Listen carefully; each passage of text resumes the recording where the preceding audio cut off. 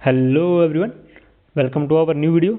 जैसे कि हमने पिछले कुछ लेक्चर्स में देखा था, सबसे पहले हमने स्टार्ट करा था कि जो मेंस और प्रीलिम का जो एग्जाम में है, यूपीएससी का जो पैटर्न है वो किस तरीके से रहता है, किस तरीके से जो इंटरव्यू तक पहुंचा जाता है।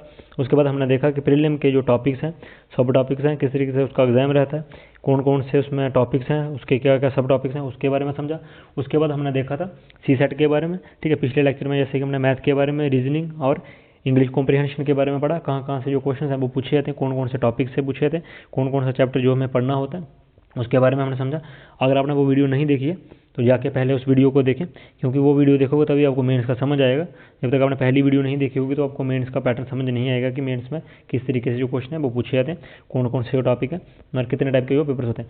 सो मेन की पहली वीडियो में हमने समझा था कि जो मेंस होता है वो दो टाइप का होता है। एक क्वालिफाइंग, जिसमें कि दो पेपर्स होते हैं, एक इंग्लिश का और एक जो 22 ऑफिशियल लैंग्वेजेस हैं इंडिया की, उनको किसी एक लैंग्वेज पे आपको चूज़ करना होता है और उसके बेसिस पर आपका एक पेपर होता है। सो पहला जो क्वालिफाइंग था वो मैं वहीं पे हमने समझ लिया था। सेकंड पेपर जो था वो था मेरिट लिस्ट के लिए, जिसकी बेसिस पर की मेरिट लिस्ट बनती है और उसके बाद हम इंटरव्यू तक पहुँचते हैं। सो हम जीएस में अब चलेंगे, जो यूपीएससी मेंस के जीएस सिलेबस का, ठीक है, जो उसके पेपर्स हैं, ठीक है, उनके बारे में, जो बचे हुए 6 पेपर्स थे, 7 पेपर्स थे, उनके बारे में चलेंगे, ठीक है। 7 में से जो पहला पेपर था उसको भी हम डिस्कस कर चुके थे, क्योंकि उसमें हमने देखा था कि एसए के बारे में पूछा था और उसमें कि 4 क्वेश्चंस, 4 जो टॉपिक्स होते हैं और फिर 4 ए पार्ट में और 4 बी पार्ट में होते हैं और चारों में से आपको किसी एक को करना होता है एक पार्ट में, और बी पार्ट में भी किसी एक को जो टॉपिक होगा उसके ऊपर आपको निबंध लिखना होता है। सो 8 टॉपिक्स होते हैं टोटल, जिसमें से आपको 2 को चूज़ करके उन 2 पे निबंध लिखना होता है, ठीक है, जिसको हम एसए कहते हैं। सो आपको 2 एसए लिखने होते हैं, जो कि 250 मार्क्स का टोटल रहता है और 125 का 1 जो एसए होता है वो रहता है। आज की वीडियो में हम समझेंगे कि जीएस का जो पेपर है, ठीक है, नेक्स्ट जो जीएस के पेपर थे 6, उनको हम समझेंगे किस तरीके से वो रहते हैं, उनका क्या सिलेबस रहता है, उनका डिटेल्ड सिलेबस, उनका डिटेल एनालिसिस हम देखेंगे। तो सबसे पहले हमारे पास आता है जीएस पेपर फर्स्ट, ठीक है। जीएस पेपर फर्स्ट जो कि 250 मार्क्स का ही रहता है। जो प्रीलिम मेंस के जितने भी क्वेश्चन हैं, जितने भी पेपर्स हैं, वो सारे ही, ठीक है, जो क्वेश्चन होते हैं वो 10 या 15 नंबर के होते हैं और जो पेपर होते हैं वो 250 मार्क्स के ही रहते हैं। तो पहला हमारे पास है जीएस पेपर फर्स्ट, जिसको हम 250 मार्क्स का होता है, जिसमें कि एनिशेंट इंडिया और मेडाइवल इंडिया दोनों ही नहीं होते। एनिशेंट इंडिया और मेडाइवल इंडिया हमने देखा था कि प्री में हम पढ़ते थे, लेकिन जब हम जीएस पेपर फर्स्ट की बात करते हैं मेंस में, जब हम आते हैं तो मेंस में क्या होता है, एनिशेंट इंडिया और मेडाइवल इंडिया दोनों को नहीं पढ़ाया जाता। ना ही हम एनिशेंट इंडिया को पढ़ते हैं, ना ही हम मेडाइवल इंडिया को पढ़ते हैं। उसके बाद हमारा जो नेक्स्ट टॉपिक आता है, जिसको कि हमें पढ़ना होता है, हम कहते हैं मॉडर्न इंडिया।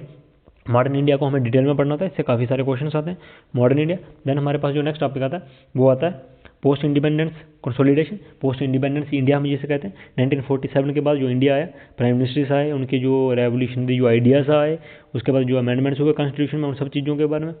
तो पोस्ट इंडिपेंडेंस के बाद जो दौर आया उसके बारे में हमें चर्चा करनी थी, और उससे रिलेटेड जो कंटेम्प्रेरी इशूज़ होते हैं उनके बारे में। जैसे कि करंट में बहुत सारे कंटेम्प्रेरी इशूज़ आते हैं, जैसे कि प्राइम मिनिस्टर ने ये कर दिया, प्राइम मिनिस्टर ने ये करा था 1945 में, ये करा था 1956 में, ये करा था 1965 में, ये हुआ था। सो उससे रिलेटेड जितने भी कंटेम्प्रेरी इशूज़ होते हैं उनको हम पढ़ते हैं। उसके बाद हम देखते हैं इंडियन कल्चर, ठीक है, इंडियन कल्चर, जिसमें कि हम आर्ट्स एंड कल्चर की बात करते हैं। इंडिया का आर्ट क्या रहा, इंडिया का कल्चर कैसे रहा, सभ्यता किस तरीके से रही, वो मंदिर बने वो किस तरीके से थे, जो बाकी की जो रिलीजन है वो किस तरीके से, ठीक है, उनके बारे में। देन हम नेक्स्ट टॉपिक देखते हैं हमारा वर्ल्ड हिस्ट्री। वर्ल्ड हिस्ट्री जो कि हमारा नेक्स्ट टॉपिक है, ठीक है, पूरे वर्ल्ड की हिस्ट्री हम समझेंगे इसमें, उसको हम डिस्कस करते हैं इसमें। देन हमारे पास आता है फिजिकल जियोग्राफी, ठीक है, फिजिकल जियोग्राफी जो कि वर्ल्ड और इंडिया दोनों की, इंडिया की जियोग्राफी फिजिकल जियोग्राफी और वर्ल्ड की जो फिजिकल जियोग्राफी है उसको भी फिजिकल जियोग्राफी में हम मेनली पढ़ते हैं, माउंटेन्स के बारे में, लेक्स के बारे में, सब चीज़ों के बारे में। देन हमारे पास नेक्स्ट जो टॉपिक आता है उसे हम कहते हैं ह्यूमन जियोग्राफी। ह्यूमन जियोग्राफी से क्वेश्चन आते हैं। सो नेक्स्ट जो टॉपिक हमारा जीएस पेपर फर्स्ट में होगा वो होगा ह्यूमन जियोग्राफी। देन हमारे पास जो नेक्स्ट टॉपिक रहेगा वो है इकोनॉमिक जियोग्राफी, ठीक है। नेक्स्ट टॉपिक जो रहेगा हमारा जीएस सिलेबस में, ठीक है, जो पेपर फर्स्ट में वो रहेगा इकोनॉमिक ज्योग्राफी। देन हमारे पास आता है इंडियन सोसाइटी। इंडियन सोसाइटी के बारे में हमें डिटेल में पढ़ना होता है। तो इंडियन सोसाइटी में किस तरीके से जो एथिक्स हैं, जो थिंकर्स हैं वो किस तरीके से रहे, उन सब चीज़ों के बारे में, ठीक है। So Indian society. सो हमने देखा जीएस पेपर फर्स्ट में क्या क्या हमने देखा कि हमें इसमें एनिशेंट इंडिया और मेडाइवल इंडिया नहीं पढ़ना होता, जबकि हमें इसमें मॉडर्न इंडिया पढ़ना होता है। मॉडर्न इंडिया को डिटेल में पढ़ना होता है। पोस्ट इंडिपेंडेंस कंसोलिडेशन, उसके रिलेटेड जो कंटेम्प्रेरी इशूज़ होते हैं उनको भी डिटेल में समझना होता है। देन इंडियन कल्चर को समझना होता है, वर्ल्ड हिस्ट्री को समझना होता है। देन ह्यूमन ज्योग्राफी जो कि वर्ल्ड और इंडिया दोनों की। देन हमें human geography, physical geography world and India की, सॉरी, और इकोनॉमी की ज्योग्राफी होती है, ठीक है, इकोनॉमी ज्योग्राफी। और देन हमारे पास इंडियन सोसाइटी, जिसे कि हमें डिटेल में समझना होता है जीएस पेपर में। जीएस पेपर में यही टॉपिक पूछे थे और इन्हीं से हर बार को जो कि क्वेश्चन आते हैं हमें, ठीक है, और हमें इनको टैकल करना होता है उसमें। देन हम देखते हैं कि जो नेक्स्ट हमारा रहेगा जीएस पेपर सेकंड। सो जीएस पेपर जो सेकंड रहेगा हमारा, ठीक है, आपके सामने। सो जीएस पेपर जो सेकंड रहेगा वो भी 250 मार्क्स का है, ठीक है। 250 मार्क्स का जो जीएस पेपर सेकंड है वो भी 250 मार्क्स का रहेगा, सेम ही वैसे ही रहेगा, वैसी वेटेज होगी। अब हम पढ़ लेते हैं कि कौन कौन से टॉपिक्स में से, कौन कौन से सब्जेक्ट्स में से जो कि इसमें क्वेश्चन पूछे थे। So features of the Indian polity and constitution. Indian जो पॉलिटी जो है उसको हमें डिटेल में समझना होता है। इंडिया का जो कॉन्स्टिट्यूशन है उसे डिटेल में समझना होता है, किस तरीके से वो बना, उसका एवोल्यूशन कैसे हुआ, ठीक है, evolution of the Indian constitution, making of the Indian constitution, then schedules के बारे में, प्रेम्बल के बारे में, देन उसके आर्टिकल्स हैं, फिर उसमें जो अमेंडमेंट्स हुए उनको, और कुछ और जो डिटेल जो उसकी बॉडी होगी, स्ट्रक्चर हो गया, ठीक है, किस तरीके से नॉन कॉन्स्टिट्यूशनल बॉडी वर्क करते हैं, कॉन्स्टिट्यूशनल बॉडी किस तरीके से वर्क करती है, सुप्रीम कोर्ट किस तरीके से वर्क करता है, इन सब चीज़ों को हमें पढ़ना होता है किसमें, पॉलिटी में, ठीक है। उसका और उसी के साथ कंटेम्प्रेरी इशूज होते हैं, ठीक है, contemporary issues, features of the Indian polity and constitution. Then हमारे पास जो नेक्स्ट टॉपिक होता है एग्जीक्यूटिव, जुडिशरी और लेजिस्लेचर। एग्जीक्यूटिव में जिसमें कि हम पढ़ते हैं कि रनिंग जो गवर्नमेंट है जो एग्जीक्यूट करिए, जैसे कि हमारे पीएमओ हो गए वो एग्जीक्यूशन में, होम मिनिस्टर हो गए वो एग्जीक्यूशन में आते हैं। जुडिशरी जिसको हम सुप्रीम कोर्ट कहते हैं, ठीक है, सुप्रीम कोर्ट क्या क्या वर्डिक्ट दे रहा है, कौन सा उसने बिल नया पास करवाया और किस तरीके से उस पर वर्डिक्ट दी जो कि गवर्नमेंट पास करवाएगी। देन लेजिस्लेचर जिसमें कि रूलिंग और अपोजिशन दोनों ही होते हैं। सो एग्जीक्यूटिव, जुडिशरी और लेजिस्लेचर के बारे में पढ़ना था, और उसी के साथ उसके कंटेम्प्रेरी इश्यूज़ के बारे में। देन हम जैसे हमने ऊपर देखा था, ठीक है, मैंने आपसे कहा कि हमें देखना होता है कॉन्स्टिट्यूशनल और नॉन कॉन्स्टिट्यूशनल बॉडीज़ को समझना होता है, उनके ऊपर भी क्वेश्चन आते हैं, ठीक है।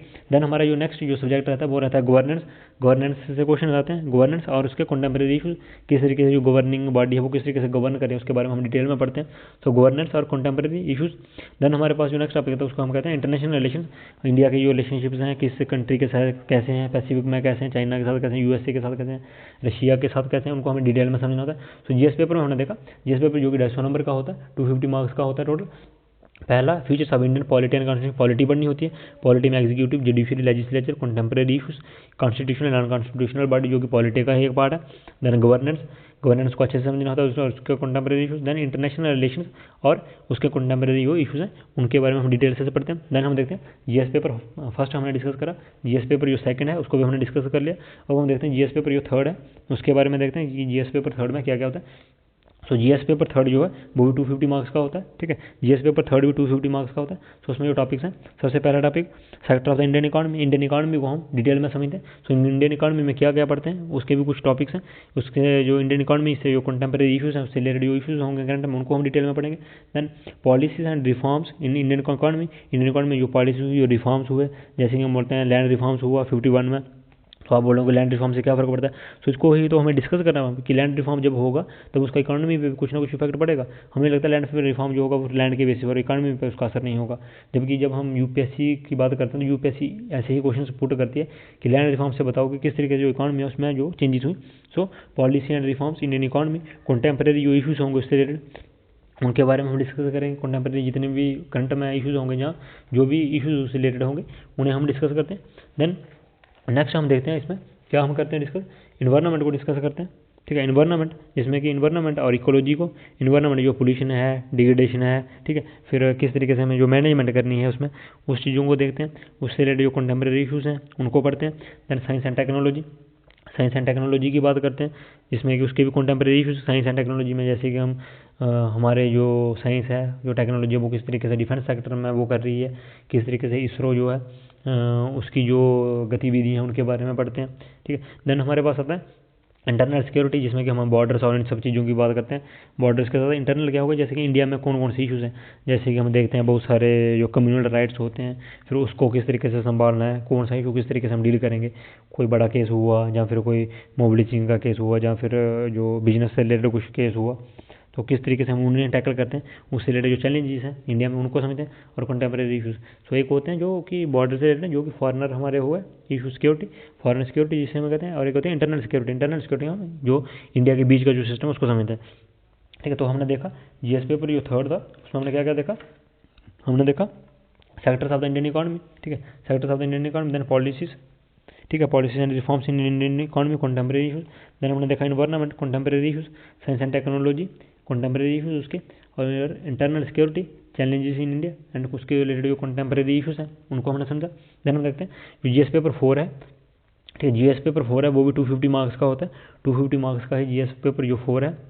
इसमें हम पढ़ते हैं किसको, एथिक्स को पढ़ते हैं, ठीक है, एथिक्स को, एप्टीट्यूड को, ठीक है। एथिक्स और एप्टीट्यूड की चर्चा हम किस में करते हैं, जीएस पेपर 4 में हम करते हैं एथिक्स की चर्चा, ठीक है। अप्लाइड एथिक्स को जो हमने पढ़ा उसको हम किस तरीके से अप्लाई करेंगे, जिसमें कि हम थिंकर्स को पढ़ते हैं, जैसे रूसो हो गया, तो बहुत सारे थिंकर्स को, गांधी को पढ़ते हैं, रूसो को पढ़ते हैं, क्लिंटन को पढ़ते हैं, बहुत सारे जो थिंकर्स हुए, बड़े थिंकर्स हुए जिनकी काफ़ी चर्चा की जाती है, जिनके नोवेल्स काफ़ी प्रसिद्ध हैं, उनके बारे में हम डिटेल में पढ़ते हैं।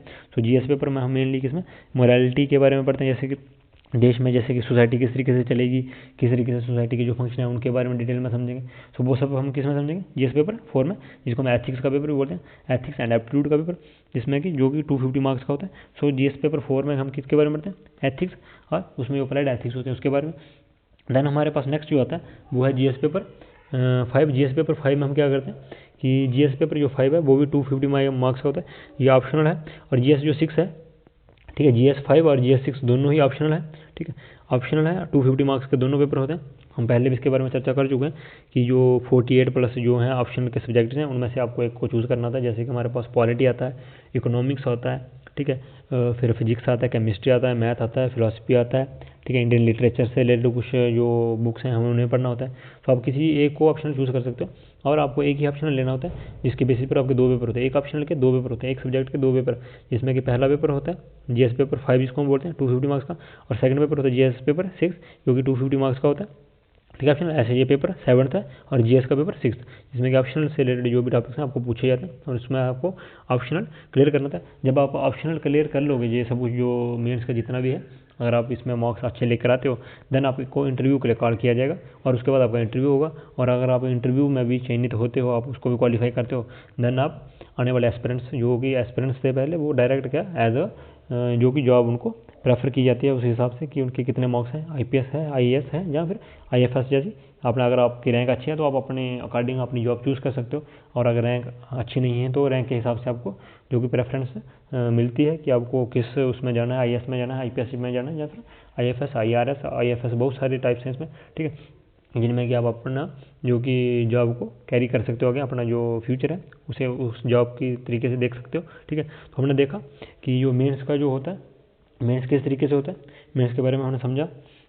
और अगर आपको हमारी वीडियो अच्छी लगी हो तो इसको शेयर करें, और साथ में कोशिश करें कि जो हमने इससे पहले जो वीडियो देखी थी, जैसे कि हमने यूपीएससी का जो पैटर्न है पूरा उसको समझा था, आप सबसे पहले वहाँ से स्टार्ट करें, क्योंकि अगर आप वहाँ से स्टार्ट करोगे तो आपको अच्छे से समझ आएगा कि किस तरीके से जो पैटर्न है टोटली वो जो पैटर्न स्टार्ट होता है, किस तरीके से हम इंटरव्यू तक पहुँचते हैं। तो वन बाय वन अगर आप वीडियो देखो तो आपको समझ आएगा। उसके बाद हमने प्रीलिम्स पे बात करी, जीएस पे, ठीक है, सीसेट पे बात करी, उनके टॉपिक्स पे बात करी, अब हमने मेंस पे बात करी, इसके जितने भी पेपर्स हैं उन सबको डिस्कस करा।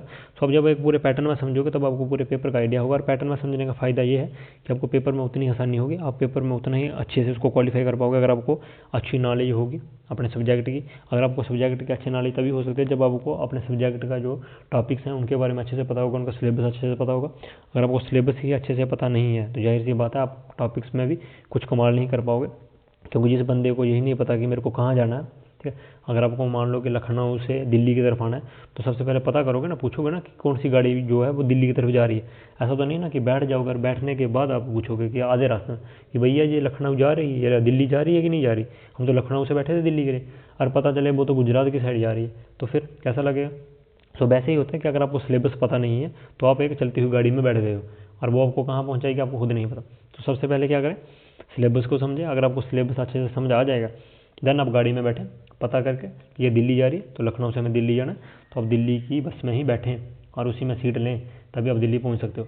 सो सबसे पहले सिलेबस को डिस्कस करें, समझें। अगर आपको किसी चीज़ में परेशानी आ रही है उसको समझने के लिए हमें कमेंट सेक्शन में हमें कमेंट करें, हमें पूछें, हम आपको बताएंगे किस तरीके से सिलेबस में पैटर्न जो भी है, जो भी आपको जानना होगा डिटेल में हम उसका एनालिसिस आपको करके देंगे। और रही बात, हम पहले भी वीडियो में कहते आ रहे हैं, अगर आपको उसको सब टॉपिक चाहिए, जैसे कि हमने समझा हमारा एक टॉपिक था मॉडर्न इंडिया, तो अगर आपको मॉडर्न इंडिया पे जैसे हम प्रीलिम्स में बात करते हैं एनिशेंट इंडिया की बात करते हैं, मेडिवल इंडिया की, अगर आपको एनिशेंट्स के भी टॉपिक्स चाहिए जो सब टॉपिक्स हैं कि एनिशेंट में किस तरीके से पूछा जाता है, किस तरीके के जो टॉपिक्स हैं, जैसे कि इंडस वैली सिविलाइजेशन है क्या, उसके बारे में हमें पढ़ना है, क्या क्या उसमें पढ़ना है, क्योंकि हर चीज़ हमें नहीं पढ़नी होती पेपर में। अगर आप इतना पढ़ने लगोगे तब तो आपको एक सब्जेक्ट कंप्लीट करने में पूरी लाइफ खत्म हो जाएगी, क्योंकि ये एक सागर की तरह है, ठीक है, यूपीएससी एक सागर की तरह है। आप इसमें जितना डूबते जाओगे उतने ही और गहराई में जलते जाओगे और डूबते जाओगे। सो कोशिश करोगे ऊपर ऊपर से तैर के पार कर लो इसको। और वो तरीका वही है कि अगर आपको अच्छा एनालिसिस है सिलेबस का, आपको पता है कौन सी चीज़ पढ़नी है, और उससे भी ज़्यादा ये चीज़ पता है कि क्या नहीं पढ़ना है, क्या पढ़ना है उससे ज़्यादा इंपॉर्टेंट है कि क्या नहीं पढ़ना। अगर आपको ये पता होगा ना क्या नहीं पढ़ना है, तो जाहिर सी बात है जो पढ़ना होगा वो आपको खुद ही पता चल जाएगा। सो कोशिश करें उसको। अगर आपको इस पे सब टॉपिक चाहिए होंगे, जैसे कि एंशिएंट इंडिया पे प्रीलिम के लिए, मिडाइवल इंडिया में प्रीलिम के लिए, मॉडर्न इंडिया में प्रीलिम के लिए, वहीं मॉडर्न इंडिया मेंस के लिए, ठीक है। मेंस के लिए कुछ अलग टॉपिक्स होते हैं क्योंकि उसमें क्वेश्चंस पूछे जाते हैं, रिटन फॉर्म में आपको देना होता है मेंस, ठीक है। और प्रीलिम जो है वो ऑब्जेक्टिव टाइप में देना होता है। सो मेंस जब आपको रिटन फॉर्म में देना है तब आपको रिटन क्वेश्चन जो है उन्हें समझना होगा।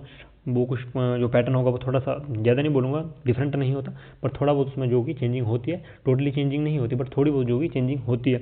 तो उसे अगर समझना होगा तो हम प्रीलिम्स पे या फिर मेंस पे दोनों पे ही सब टॉपिक ला सकते हैं आपके लिए। बट वो डिपेंड करता है, अगर आपको चाहिए होंगे तभी हम उस पर वीडियोस जो है बनाएंगे। अगर आपको नहीं चाहिए होंगे तो फिर उस पर वो टाइम नहीं वो करेंगे, क्योंकि हम कुछ और देख लेते हैं उसमें जो इंपॉर्टेंट चीज़ें होंगी।